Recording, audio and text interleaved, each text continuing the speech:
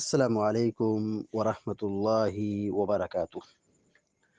الحمد لله رب العالمين والعاقبة للمتقين، والصلاة والسلام على أشرف الأنبياء والمرسلين نبينا محمد وعلى آله وصحبه أجمعين، أما بعد.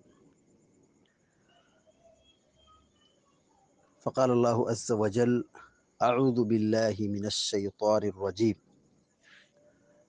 ومنهم أميون لا يعلمون الكتاب إلا أماني وإن هم إلا يظنون. سورة البقرہ کی آیت نمبر 78 ابھی آپ کے سامنے تلاوت کی گئی ہے۔ اللہ تبارک و تعالیٰ فرماتا ہے وَمِنْهُمْ أُمِّيُّونَ، اور ان میں سے یعنی یہودیوں میں سے کچھ ان پڑھ ہیں۔ امیون امی سے ہے، امی کے معنی ہوتا ہے ان پڑھ، جاہل، یعنی جسے پڑھنا لکھنا نہ آتا ہو۔ تو یہودیوں میں سے کچھ بالکل ان پڑھ ہیں، لا یعلمون الکتاب، وہ کتاب کو نہیں جانتے ہیں۔ مطلب کتاب کو نہیں جانتے، مطلب کتاب کو سمجھ نہیں پاتے ہیں۔ کتاب کی تلاوت کر لے جاتے ہیں، کتاب پڑھ لیتے ہیں، لیکن کتاب میں کیا لکھا ہے وہ سمجھ نہیں پاتے ہیں، بالکل جاہل ہیں۔ لا یعلمون الکتاب، وہ کتاب تورات کو نہیں جانتے ہیں۔ الا امانی، مگر ان کے پاس کیا ہے؟ تمنائیں ہیں۔ مگر ان کے پاس کیا ہے؟ جھوٹی باتیں ہیں، تمنائیں ہیں، ایک گمان ہے، ایک خیال ہے۔ وَإِنْ هُمْ إِلَّا يَظُنُّونَ، اور صرف یہ لوگ کیا کرتے ہیں؟ گمان کرتے ہیں۔ صرف یہ لوگ کیا کرتے ہیں؟ امیدیں رکھتے ہیں کہ ہم تو یہودی ہیں، ہم تو یہودی النسل ہیں، ہم اللہ کے چہیتے ہیں، اللہ تعالیٰ ہم کو عذاب نہیں دے گا۔ اس آیت کی تفسیر میں حسن اور ابو العالیہ رحمہم اللہ کہتے ہیں ہی من التمنی، یعنی ان کے پاس جو امانی ہے، یہ کیا مطلب ہے؟ تمنائیں۔ اور بعض لوگوں نے اس کو جھوٹی باتوں سے بھی تعبیر کیا ہے کہ امانی مطلب جھوٹی باتیں، یعنی کوئی حقیقت نہیں، بس ان کے پاس اوہام ہے، خرافات ہے، جھوٹی باتیں ہیں۔ اور یہ صرف اللہ رب العالمین سے تمنا اور آس لگائے بیٹھے ہوئے ہیں۔ یہودی کیا کہتے ہیں؟ ان کی کیا اوہام اور خرافاتی باتیں ہیں؟ لن يدخل الجنت الا من كان هودا او نصارا، کیا جنت صرف یہودی اور نصرانیوں کے لیے، اس کے علاوہ کسی اور کے لیے نہیں۔ اب اسی بنیاد پر وہ اپنے دین پر اڑے ہوئے ہیں، جھوٹے غلط نظریے پر، غلط عقیدے پر، خرافات پر، شرکیات اور بدعات پر وہ لوگ اڑے ہوئے ہیں، صرف یہ سوچ کر کے ہم تو یہودی ہیں اور یہودی ہی کے لیے جنت بنائی گئی ہے، تو ہم چاہے جیسے بھی رہیں، جو بھی کریں، ہمارا حشر اور ہمارا انجام اور ہماری عاقبت آخرت میں یہ جنت ہے۔ یہودی یہ کہتے تھے لن تمسنا النار الا یوم معدودا، اگر ہم بائی چانس جہنم میں چلے گئے تو جہنم میں کچھ مدت کے لیے رہیں گے، کچھ لمحے کے لیے رہیں گے۔ ایسا نہیں کہ ہم گئے تو وہاں پہ اللہ تعالیٰ ہم کو عذاب دے گا۔ کیوں ہم کو عذاب دے گا؟ ہم کون ہیں؟ نحن ابناء اللہ و احباء، ہم تو اللہ کے بیٹے ہیں، اللہ کے چہیتے ہیں، تو پھر ہم کو اللہ تعالیٰ عذاب کیوں دے گا؟ اسی سوچ میں، اسی اوہام اور اسی تمناؤں اور آرزو میں بالکل الجھے ہوئے تھے، اور ان کو نہ دین سے مطلب ہے اور نہ ان کو کچھ دین سمجھنے کی ضرورت ہے، بس جو جیسے چل رہا ہے چلنے دو، ہم تو ان پڑھ ہیں، ہمیں سمجھنے کی اور گہرائی میں جاننے کی اور تحقیق کرنے کی کیا ضرورت ہے؟ ہمارے پیشوا، ہمارے امام نے جو کہہ دیا وہ حرف آخر ہے، وہ دین کا حصہ ہے، جو وہ کہتے ہیں، جو کرتے ہیں، جو حکم دیتے ہیں، بس ہم ویسے ہی کریں گے۔ انہی کے نقش قدم پر آنکھ بند کر کے چلیں گے۔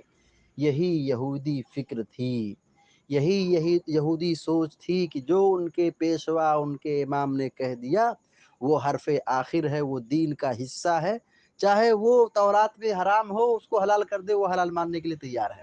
اگرچہ وہ تورات میں حلال ہے لیکن ان کے پیشوا نے کہہ دیا یہ حرام ہے تو ان کو حرام ہی مانیں گے، حلال ماننے کے لیے تیار نہیں۔ اتخذوا احبارهم ورهبانهم اربابا من دون اللہ، اسی لیے قرآن میں اللہ تعالیٰ نے کہا کہ یہ یہودی جنہوں نے اپنے اماموں کو، اپنے پیشواؤں کو اور اپنے دین کے جانکاروں کو، عالموں کو اللہ کو چھوڑ کر رب بنا لیا۔ مطلب یہ تھا کہ جو ان کے پیشوا امام اور ان کے لوگ کہتے تھے، جو دین کے ٹھیکیدار تھے، بس جو انہوں نے کہہ دیا حرف آخر ہے بس صحیح ہے، اس میں دلیل پوچھنے کی ضرورت نہیں، تحقیق کرنے کی ضرورت نہیں، سوچنے اور غور و فکر کرنے کی ضرورت نہیں، بس کان آنکھ بند کر کے بیٹھے رہو، جو مفتی صاحب کا فتویٰ آیا اور جو انہوں نے کہہ دیا عالم صاحب نے، بس امام صاحب کی بات حرف آخر ہے۔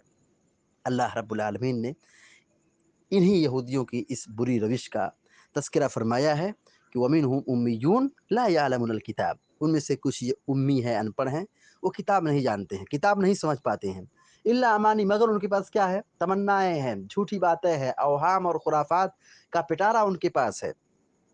وَإِنْهُمْ إِلَّا يَظُنُّونَ، یہ صرف گمان اور اٹکل پچو ہی پر ہیں، اٹکل پچو مار رہے ہیں، بس وہ جو ان کے دل میں خیال میں آ گیا اور گمان کر لیا اسی کو حق سمجھ لیا۔ تو آدمی کا گمان یہ دین تو نہیں ہو سکتا ہے، آدمی کا گمان یہ تو شریعت نہیں ہو سکتی ہے، آدمی نے جو سوچا ہے وہ تو حرف آخر تو نہیں ہو سکتا ہے، آدمی کی رائے ہے، آدمی کی سوچ ہے۔ قرآن و حدیث کو سمجھو، اللہ اور اس کے رسول کی بات کو سمجھو کہ اس میں کیا لکھا ہے، یہ کیا ہے، یہ جب جانیں گے تب اصل دین کو سمجھیں گے۔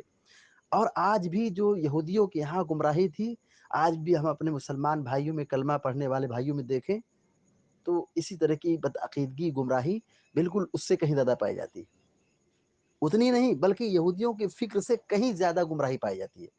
دیکھیے آج بہت سارے مسلمان کلمہ پڑھنے والے پیری مریدی کے سلسلے میں جھگڑے ہوئے، بیعت کے سلسلے میں جھگڑے ہوئے، کیا کہتے ہیں؟ فلاں کا دامن پکڑ لو بیڑا پار ہے، فلاں کا دامن پکڑ لو، فلاں کا سلسلہ پکڑ لو، فلاں کی بیعت کر لو، فلاں کے نقش قدم پر چلو، تمہاری آخرت کامیاب ہے، جنت کا دروازہ کھلا ہوا ہے تمہارے لیے۔